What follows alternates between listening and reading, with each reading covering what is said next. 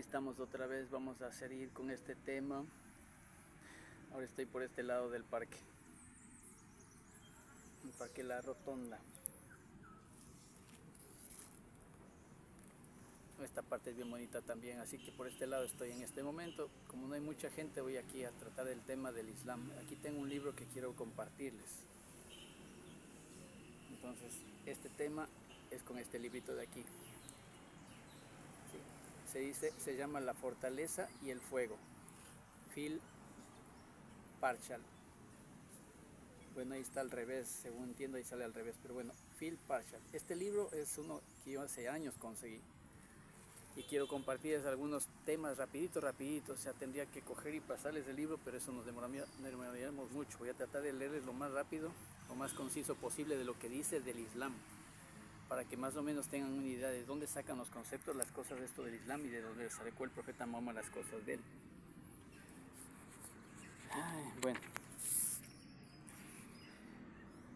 Bueno, la diferencia que dice aquí, algo dice lo que todos sabemos, si es que sabemos algo, por lo menos del profeta de este profeta Mahoma.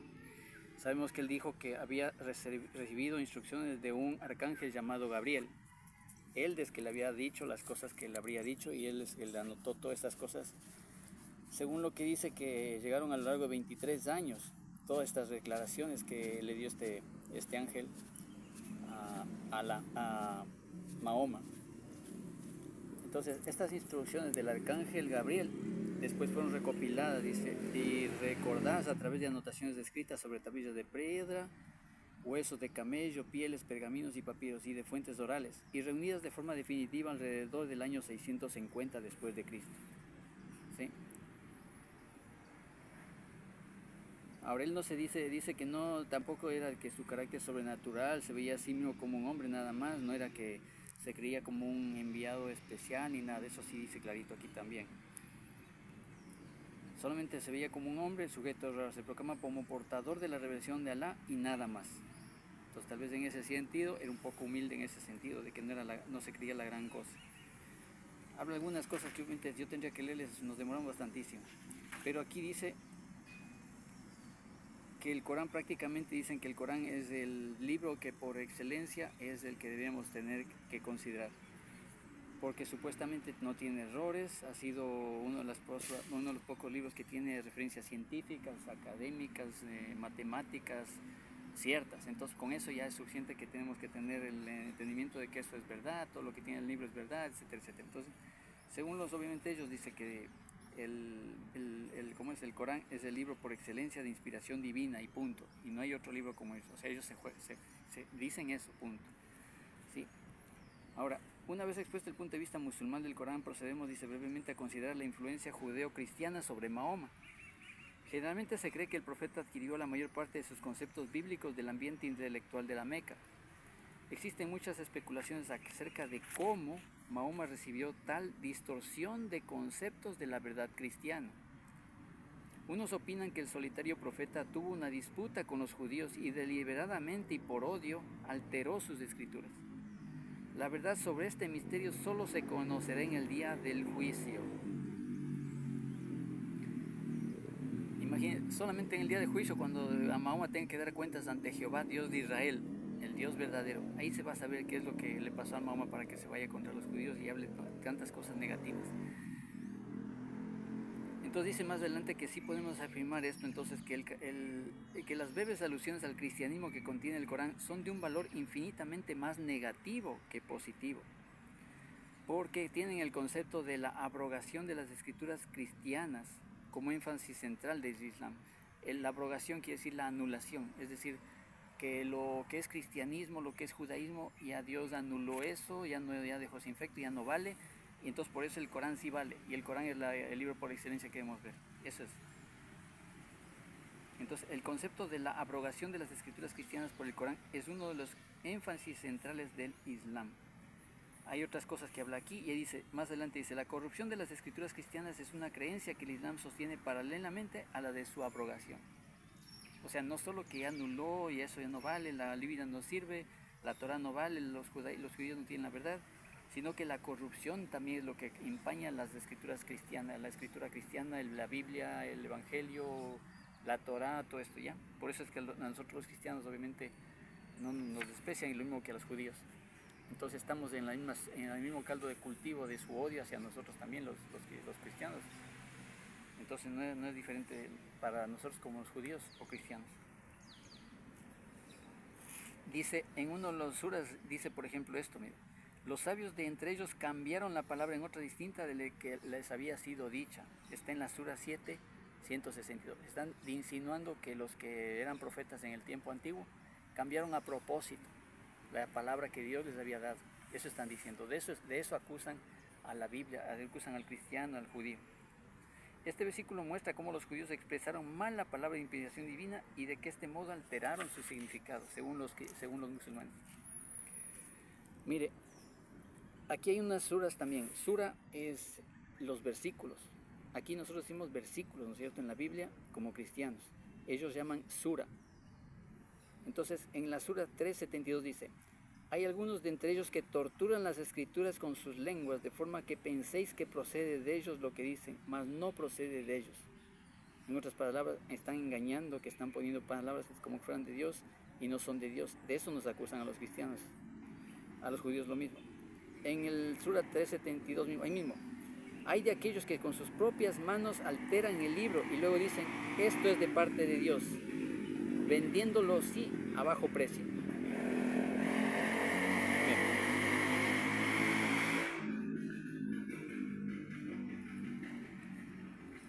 Estas malditas motos, yo no sé qué bulla.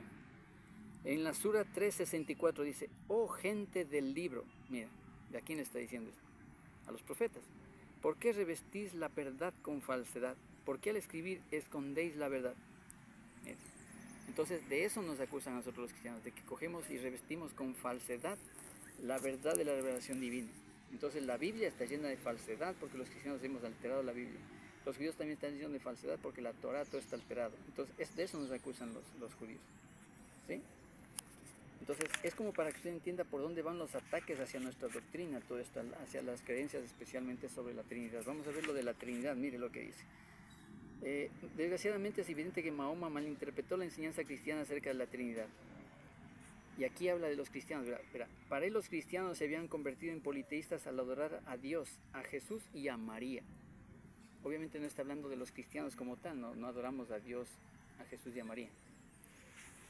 Propiamente hablando de los católicos que en ese tiempo había. Entonces él consideró que esto era politeísmo y ahí por eso es que habían controversias con esta naturaleza y persona de nuestro divino Señor cuando le trataron como una secta de trifentes encabezados por un filósofo sirio llamado John ni sé cuánto de Alejandría, y fueron suficientes para confundir la concepción de Mahoma sobre la bendita Trinidad. O sea que ha habido alguna persona que con esa concepción torcida de esto del adorar vírgenes y santos y María y todo, entonces Mahoma se confundió con esta adoración hacia Dios sobre la bendita Trinidad. La adoración de la Virgen María también engendró controversias religiosas entre otros dos grupos religiosos en ese tiempo. Bueno, en la sura 112 mira lo que dice la Biblia sobre este tema. Cómo malinterpretan más bien ellos la escritura de lo que dice la Biblia acerca de la Trinidad.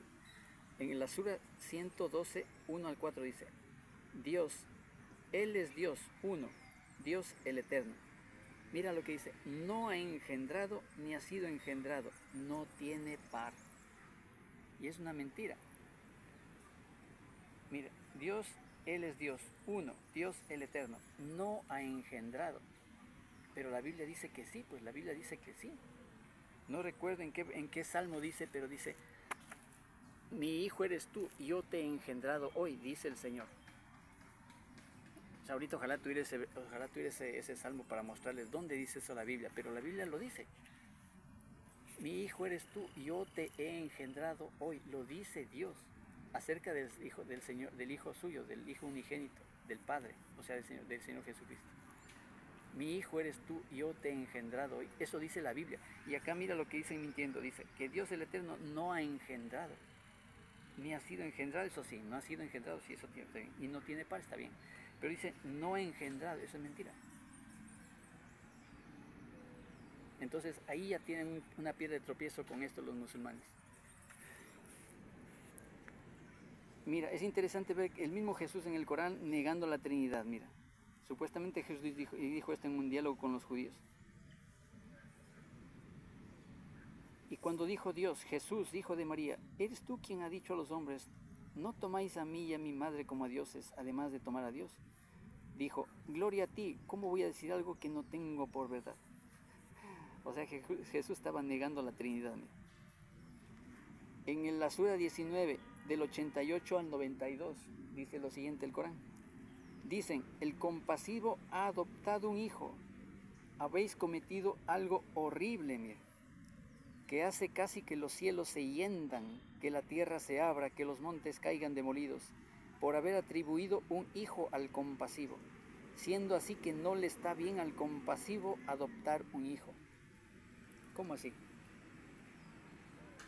Si para Dios nada es imposible. O sea, ellos tienen un Dios que no conocen.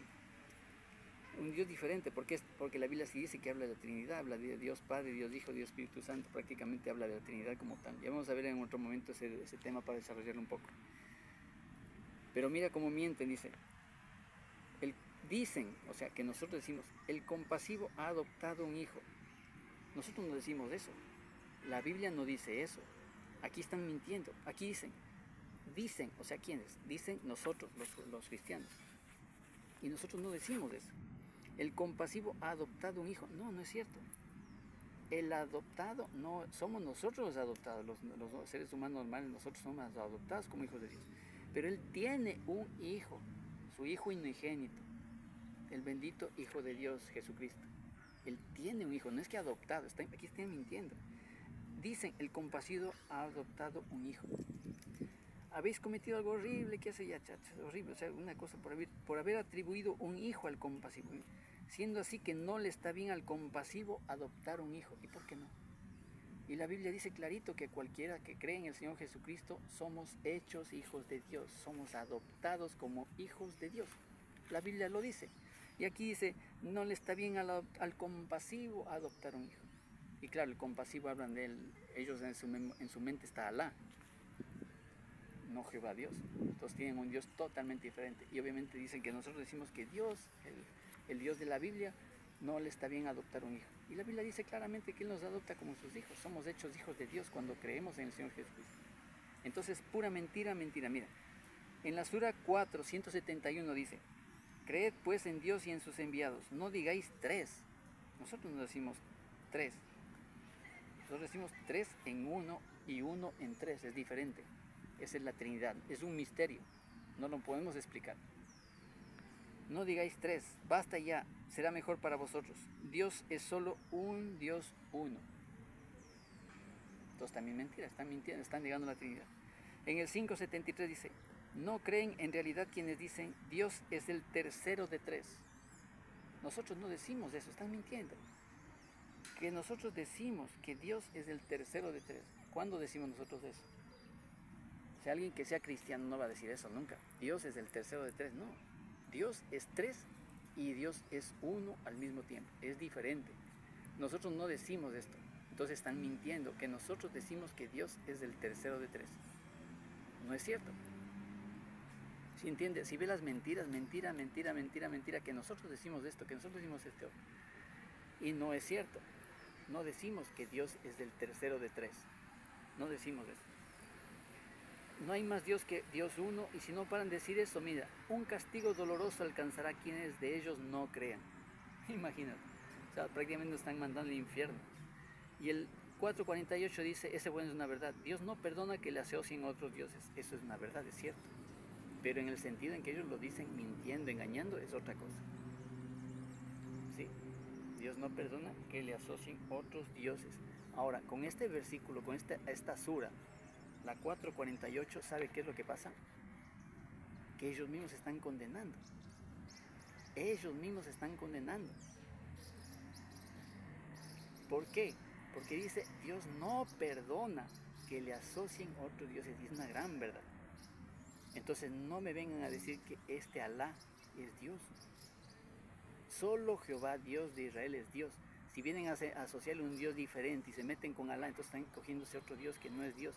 Dios no perdona que le asocien otros dioses. Ellos mismos están condenando, se están colgando la soga al cuello. están condenando con ese versículo. ¿Sí se da cuenta?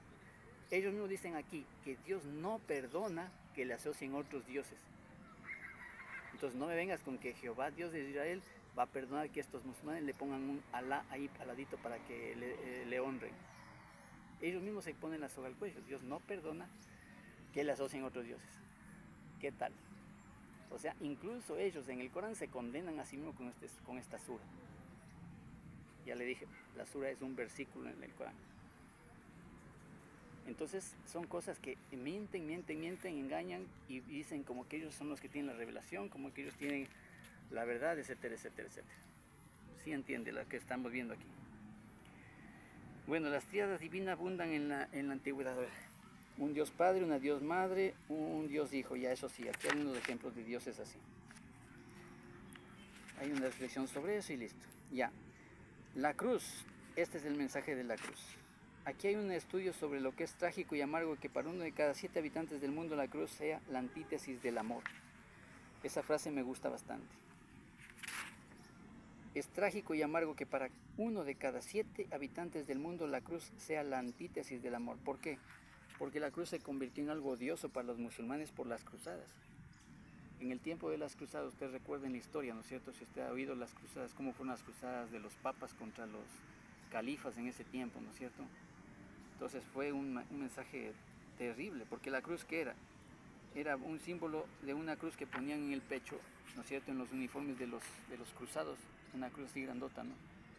Y esos que hacían, iban con sus espadas y todo eso y a matar musulmanes. ¿Para qué? Para quitarles la tierra de Israel, la tierra que ahora es de Israel, Jerusalén, y arrebatarles supuestamente la tierra santa a los infieles, ¿no es cierto?, a los infieles, así saldrían los musulmanes, ¿no?, para los católicos. Y los musulmanes para ellos era también es quitar la tierra de santa para ellos a los infieles, a los cristianos. Entonces hubo una matanza terrible durante ¿cuántos años? Durante cientos de años, ¿verdad? Dice aquí, desde los últimos 870 años, la cruz ha sido para el musulmán un símbolo de brutalidad y carnicería. Desde la época en los piadosos cristianos cruzados navegaban a lo largo de las costas mediterráneas, matando, saqueando y destruyendo. ¿Cuál era su meta? Liberar la tierra santa del dominio musulmán. ¿Cuál era su motivo? La lealtad al Cristo de Palestina.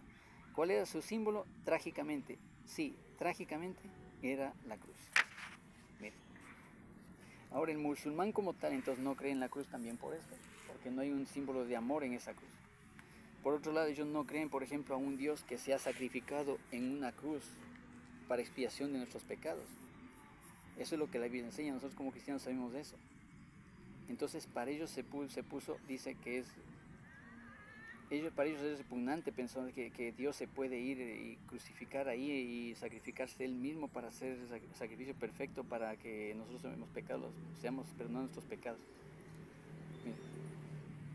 Ellos saben decir, cuando oyen eso dicen, toba, toba, toba, que Dios me perdone por escuchar a tal herejía. ¿Sí?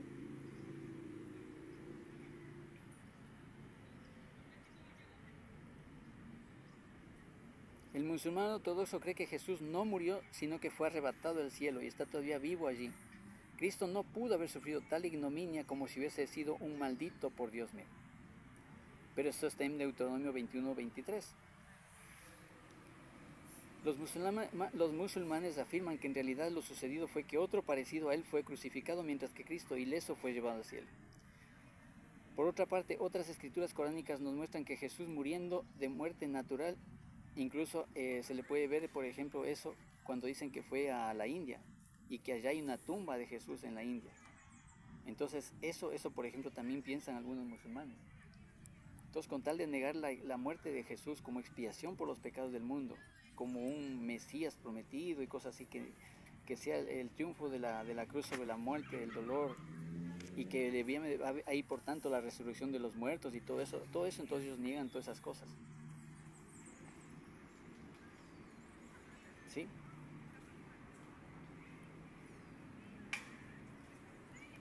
El grupo Ahmadiyya, dice, es más agresivo y misionero de las sectas del Islam, sostienen la teoría del desmayo. Cristo se desmayó en la cruz y se le creyó muerto. Luego, despertándose en el frío y húmedo aire de la tumba, inició un viaje hacia el este a través de Persia y Afganistán, finalizando en Cachemira. Allí se cree predicó hasta la asombrosa edad de 100 años en la que murió. Fue sepultado en Srinagar, donde aún hoy es posible ver su tumba. Y hay muchas controversias, obviamente, sobre la cruz. Bueno, aquí hablan de unas cosas así.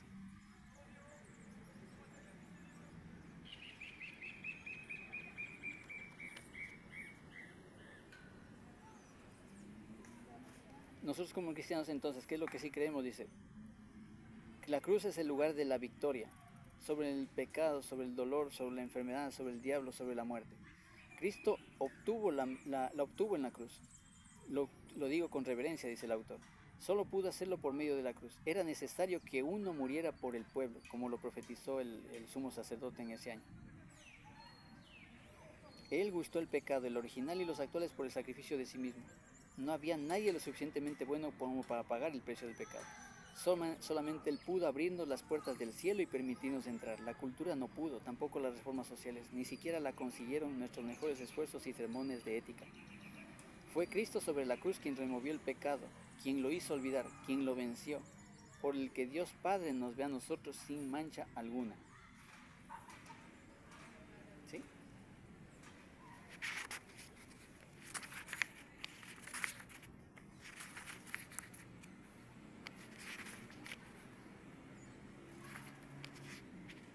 Ya, aquí dice, por ejemplo, ya cuando se trata del fundamento religioso, habla de que si usted como musulmán acepta a Cristo, usted puede ser muerto por ese criterio. Entonces allá pueden matar. Allá literalmente si un muchacho, por ejemplo, encuentra a alguien y le habla de Cristo y se vuelve cristiano, a ese chico le pueden coger y tener encerrado 2, 3 días ahí en la casa y no le dan de comer ni nada y le tratan de convencer, 3 días mucho, le tratan de convencer que deje esa tontera, ¿cómo vas a creer? Vas a jurar de tu fe del Islam y no sé qué, no sé cuánto. Pero si en 3 días ese chico no se convierte, tranquilamente le sacan afuera y le apedrean y le matan. Y empezando por el papá. Entonces, ese es el musulmán, esa es la idea del musulmán. Para ellos es un apóstata una persona que haga eso. Dice por ejemplo, en la Sura 44, 88, 89, dice: querrían que como ellos no creáis para ser iguales que ellos. No os hagáis pues amigos entre ellos hasta que hayan emigrado por Dios, o sea, que vuelvan a ser musulmanes. Si cambian de propósito, apoderaos de ellos y matadles donde quiera que les encontréis. No aceptéis su amistad ni su auxilio. Mira, en otra dice: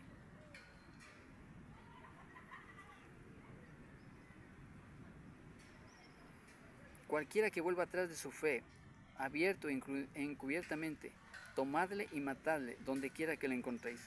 Como cualquier otro infiel, apartaos de él por completo, no intercedáis a su favor. Mío.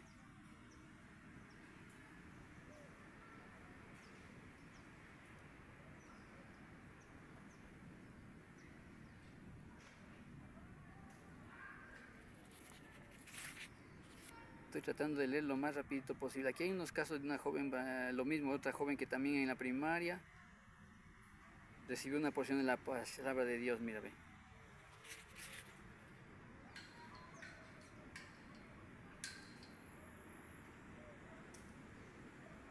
Bueno, aquí cuenta la historia de una chica que igualmente fue así, que se convirtió al cristianismo y luego dice que no sé cómo, con ayuda de unas personas, logró escapar. Esa chica pudo escapar de ese ambiente y logró llegar a Europa y se salvó y no le mataron. Pero hay unos casos en donde sí les mataron, mira, ¿sí? Para ellos, todo cualquiera que se vuelva cristiano es un enemigo de la fe de ellos y por tanto debe ser muerto.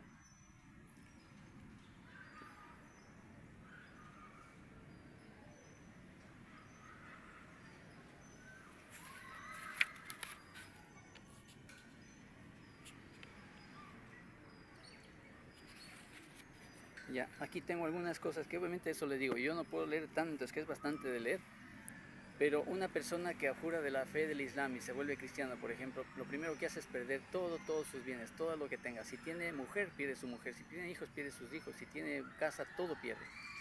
Le tienen, ya le digo, ahí guardado unos 3 días así y tratan de hacerle convencer que vuelva a la fe. Si no vuelve a la fe, le matan, así de simple.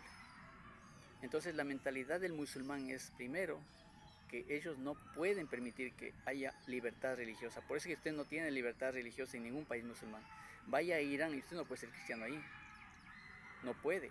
Tiene que ser musulmán para poder estar ahí viviendo. Si usted es cristiano, le pueden coger, le pueden llevar con la policía secreta que tienen ellos y le llevan a la cárcel y ahí sí, Ahí sí no sé qué le pase a usted en la cárcel como cristiano en una cárcel de Irán, no tengo idea. Mucha, porque ahí no, lo típico es que les matan, así no aguantan nada de esas tonteras de ahí. Entonces, es la mentalidad musulmana. El musulmán se encuentra como un soldado que tiene que ir y matar a cualquiera que no crea en Alá y que no honre al profeta Mahoma. Si alguien incluso ofende a Mahoma, ofende a Alá, ese tiene toda la obligación, el derecho moral y hasta divino de ver cómo matar a ese infiel que habló mal contra Alá o habló contra Mahoma.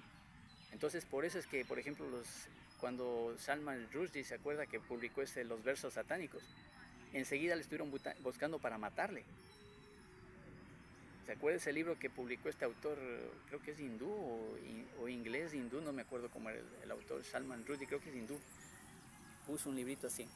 Entonces, no tienen ese concepto del amor hacia el prójimo, que el amor hacia los demás, que el amor hacia los semejantes, no tienen ese concepto. Ellos tienen la mentalidad de que tienen que imponer su religión ante todos los demás. Por eso es que el palestino que está ahora en la franja de Gaza, ese no es ningún inocente palomita. De generación en generación los hijos son alimentados con odio hacia Israel. Entonces ellos sí festejan cada vez que un judío es muerto ahí, por alguna cosa muere un judío, y están dentro de su casa festejando. Están que bailan, saltan y brincan ahí. Entonces eso no muestra. Si después ahí, por ejemplo, cae uno de esos de los grupos LGBT y le cogen, le alcanzan a coger, le matan, porque así de simple es. Ellos no soportan nada de esas pendejadas. Que vaya alguien con el lenguaje inclusivo a meterse, a meterse con los palestinos, a decirle, oye, los apoyo, pero ellos tengan el mensaje que darles, el lenguaje inclusivo, o el feminismo de ahora, o esos grupos LGBT, esas tonteras, unas ideas, la ideología de género. Vaya y métase a alguien que tiene la ideología de género en su mente, y vaya, métese en los palestinos, venga, ya vengo un mensaje de ideología de género. Puta, ese rato te matan, o sea, no hay punto. Así de simple, o sea, no hay libertad de expresión, no hay libertad religiosa en esos países. Entonces es una estupidez cuando alguien va y apoya estos países que tienen ese odio contra todo lo que tiene que ver con Occidente, con el cristianismo, con la cristiandad occidental.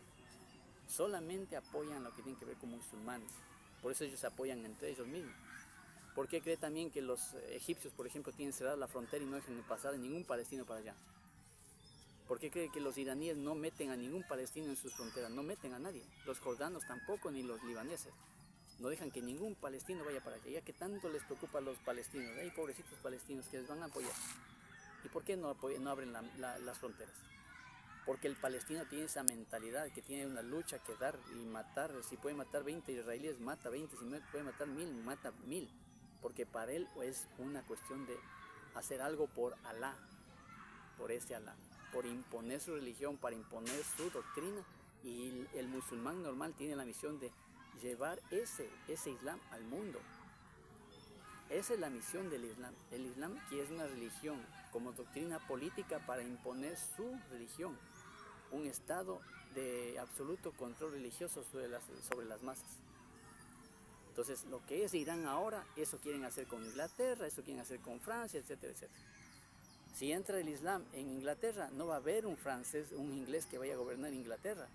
Va a haber un musulmán iraní que se ponga ahí y va a ser el nuevo primer ministro y gobernando con el Islam a Inglaterra. Eso es lo que quieren los musulmanes. No son ningunos inocentes palomitas. Tenga mucho cuidado. ¿Usted cree que está con unos inocentes palomitas los palestinos, que pobrecitos como sufren? No son ningunas palomitas inocentes. Tenga cuidado con eso. Ese concepto es el que tenemos nosotros mal entendido. Entonces eso quería compartirles, pero en este momento traté de ver lo más que pude, ahí un resumen rápido de lo que se trata esto. En otro momento voy a hablar un poquito de eso, del dominio que quieren llevar al mundo los musulmanes, de dónde sacan eso y todo esto, ¿ya? Estamos hablando, ya está bastante tiempo que estoy hablando ahorita, entonces estamos conversando en otro momento. Dios les bendiga, busquen la palabra de Dios siempre. Les animo lo mismo de siempre, pidan al Señor que les dé de su Espíritu Santo para que llegue así a inundar su corazón y pueda entender que el Espíritu Santo les guía a toda verdad, porque eso está escrito. Él dijo, será el consolador que les voy a dejar, dijo el Señor Jesucristo antes de irse, ¿no es cierto? Y Él los llevará a toda verdad. El Espíritu de verdad, Él los llevará a toda verdad. Pídanle al Señor que les dé su Espíritu Santo para que sepan la verdad, no sean engañados, ¿sí? Yo también puedo mentirles, yo también podría mentirles. Entonces pidan al Señor eso. Busquen en oración al Señor. Les amo en el Señor, cuídense mucho, Dios les bendiga, estamos hablando para otra vez. Chao, chao, bendiciones, chao.